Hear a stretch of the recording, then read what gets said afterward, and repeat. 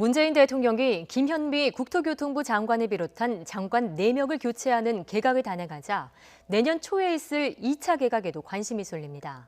특히 윤석열 총장과 갈등을 빚고 있는 추미애 장관도 개각 대상이 될 수 있는데 다만 몇 가지 조건이 있습니다. 보도에 이경국 기자입니다. 1차 개각으로 김현미 국토교통부 장관 등 4개 부처의 수장이 교체됐습니다. 하지만 예상보다 규모가 크지 않아 내년 초, 늦어도 설 연휴 전에 있을 2차 개각의 폭이 넓어질 가능성이 커졌습니다. 가장 큰 관심은 윤석열 검찰총장과 출구 없는 싸움을 이어가고 있는 추미애 법무부 장관의 교체 여부입니다. 이번 개각 대상에선 빠졌는데 공수처 출범과 윤 총장에 대한 징계 절차 진행 등을 고려한 것으로 보입니다. 오는 9일 공수처법 개정안이 국회 본회의에서 통과돼 공수처 정식 출범에 속도가 붙고 10일 징계위원회 이후 어떤 식으로든 윤 총장 거취 문제가 정리되면 검찰개혁 완수를 명분으로 개각 대상에 포함될 수 있습니다. 물 건너갔던 동반 사퇴론이 다시 고개를 들 수 있는 겁니다.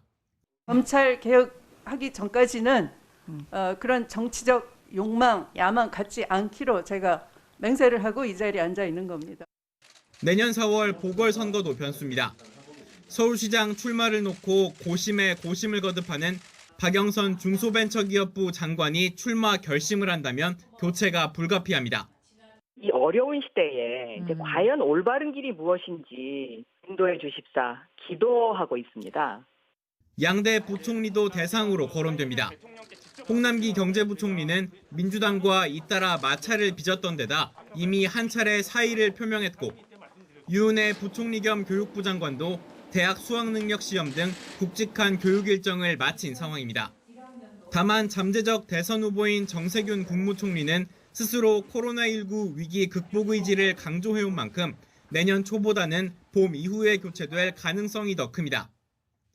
이번 1차 개각은 인사폭이 좁은 데다 추미애 장관이 빠지면서 국정 쇄신 효과는 크지 않습니다.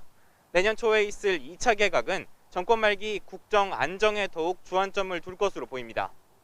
YTN 이경국입니다.